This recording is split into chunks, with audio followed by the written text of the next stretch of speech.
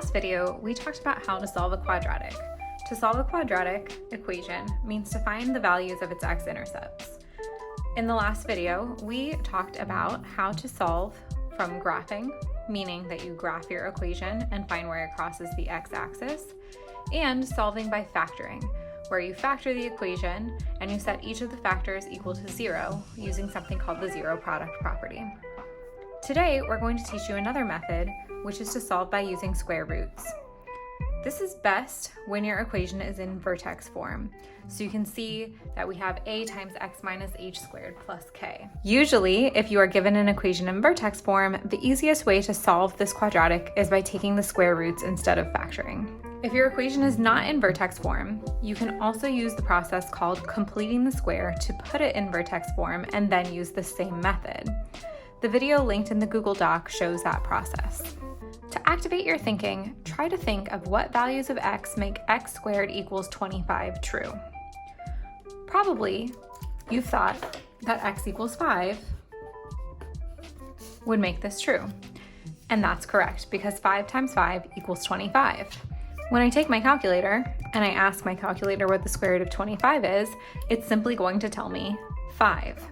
However, there's another value of x that could make this true. There is another number times itself that equals 25. Negative 5 times negative 5 also equals positive 25 because a negative times a negative is a positive. So there are two values that are going to make this true. Why are there two values that make this true?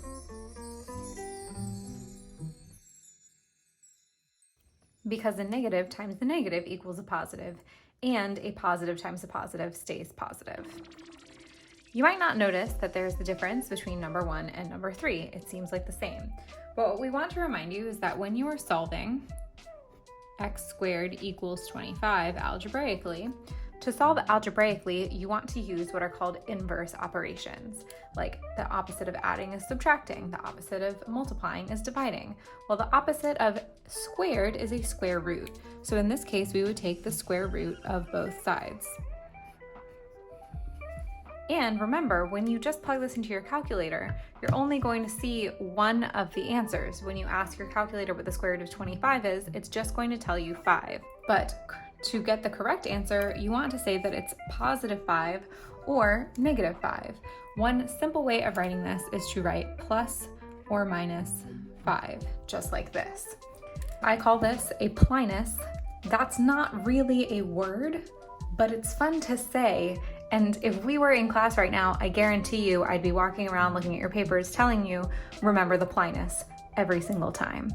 Plinus, not a word, but it might help you remember, plus or minus. Moving down to number 4, we are going to solve this same equation algebraically. So we want to find what x equals. What you're doing here when you solve this equation is finding the solution to the quadratic. You're finding the x-intercepts. So what I would do is I would begin by taking the square root of both sides.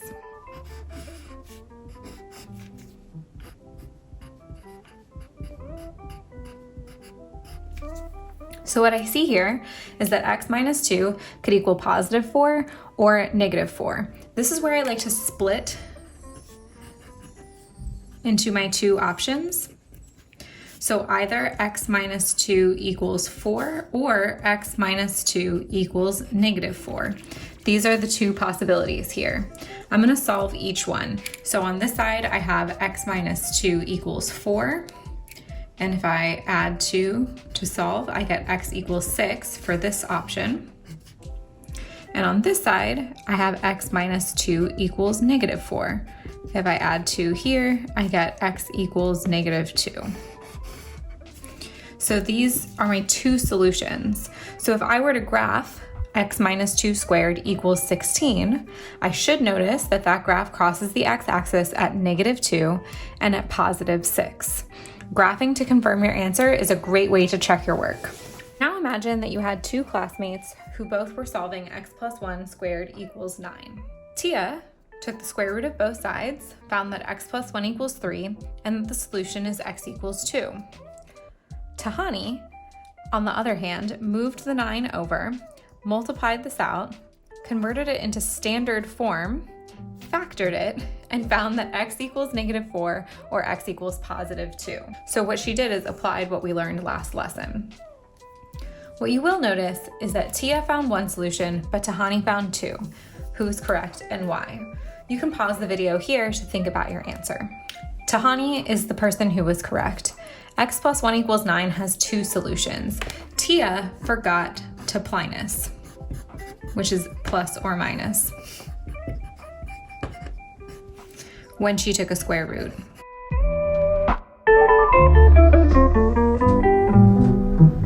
So the square root of 9 is actually positive or -3, because positive 3 times positive 3 is 9, and also -3 times -3 is 9 as well. Moving down to the second page, if you're on the Google Doc, the thing we need to do now is modify her method so that she also finds both solutions. You just need to make sure that you do your plus or minus, otherwise you're going to miss one of your solutions. So x plus 1 squared equals 9. We'll begin by taking the square root of both sides, and we find x plus 1 equals positive or -3. We do need to split here into 2 different possibilities, either x plus 1 equals 3 or x plus 1 equals -3. So on the left-hand side, we have x plus 1 equals 3, where x equals 2. And on the right-hand side, x plus 1 equals -3, where x equals -4. Now you can see we have both possibilities, which matches Tahani's answers. We did it correctly.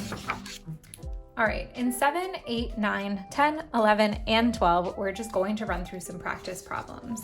So you could pause this video and try those problems on your own, then come back and watch the video to get a better idea. You could type your answers along in a second window, whatever works best for you. But 7 through 12, we're just gonna run through a bunch of practice problems. Starting with number 7, x minus 3 squared equals 4. We're going to be using the square root method, and don't forget to plinus. To be honest, I'm beginning to get concerned that the other algebra teachers will be upset at my abhorrent use of the fake word plinus throughout this entire video, but ultimately I have decided that this risk is worth it and I don't care.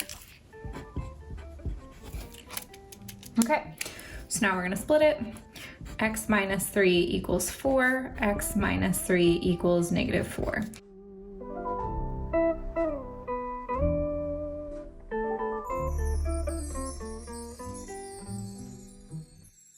X equals 7 or x equals -1. Next problem, same thing. So to begin, I'm going to actually move this 1 over.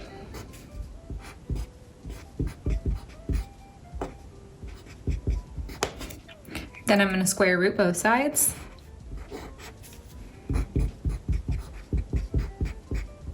And the square root of 1 is +1 or -1. Now I'm going to subtract 2 after splitting. So x plus 2 equals 1 or x plus 2 equals -1. So here's one option and my other option, and I'm going to solve both.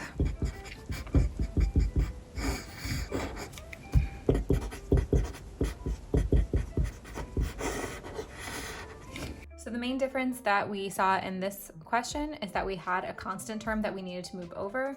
Be careful, you can't take a square root until you've moved everything to the other side. All right, number 9 is pretty similar, but it has a 2 out front, so we'll see what happens here. So in case you're wondering what order you need to do this in, it's really the same as always with algebra. You're doing the order of operations backwards. So normally your order of operations is PEMDAS. And when we do that backwards, it's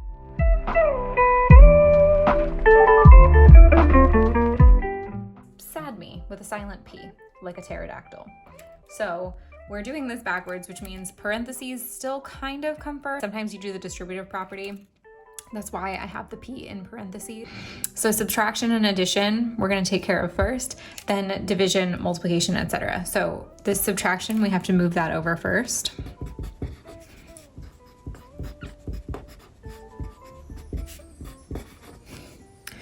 Then we have to get rid of the multiplication and divide by 2.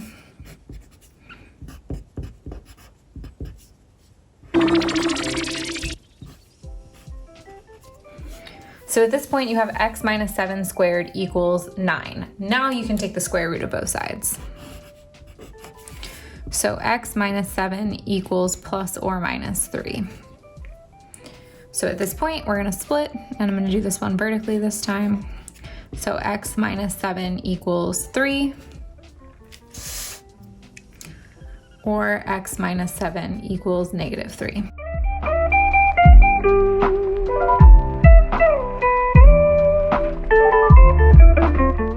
As always, one good way to check your work is to graph this equation. So to graph the equation, 2 times x minus 7 squared minus 18, we're gonna check to see if it crosses the x-axis at 4 and 10. So you can type this into your calculator, or you can type it into Desmo. And when I graph it, I should see it crossing at 4 and 10, and that looks kind of like 4 and 10. One way to double check this as we're checking our work is to go to the table. So when I look at my table here, I can see that I have a y value of 0 at 10. That means I have an x-intercept at 10 and another x-intercept at 4. So when your y value is 0, you're located on the x-axis and you have an x-intercept. So this did confirm my graph, and my table confirmed for me that x equals 10 and x equals 4 are the correct answers. Moving down here to 10, 11, and 12, we are going to solve each quadratic using whichever method seems most efficient to you. So this could be square roots, factoring, graphing, whatever makes the most sense. For number 10, we could factor it, we could graph it, or we could use the process of completing the square to put it into vertex form and then apply the square root method. Now, since 7 is an odd number, completing the square is going to give me a decimal. It's really up to you whether you would want to take that approach or not. I'm going to try to factor it. The factors of negative 18.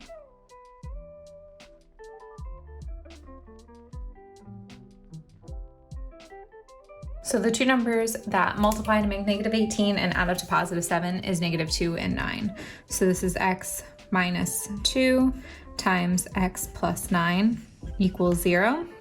Now that you've done a lot of examples by factoring, you might now know it's just x equals positive 2 and x equals negative 9. If you want to be really thorough here, you say x minus 2 equals 0, x plus 9 equals 0, add x equals 2, subtract x equals negative 9.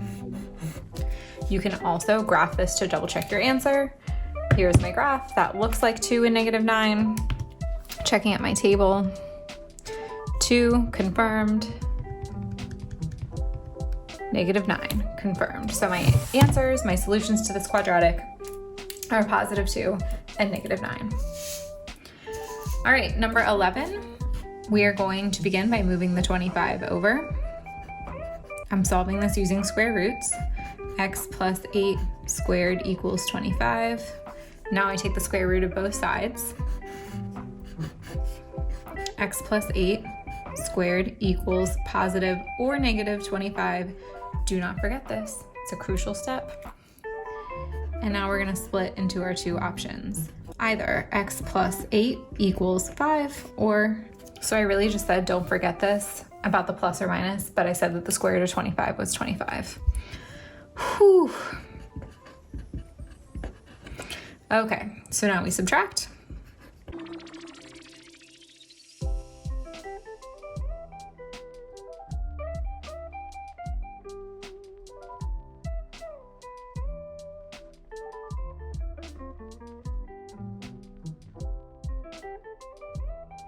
And x equals negative 3 or x equals negative 13.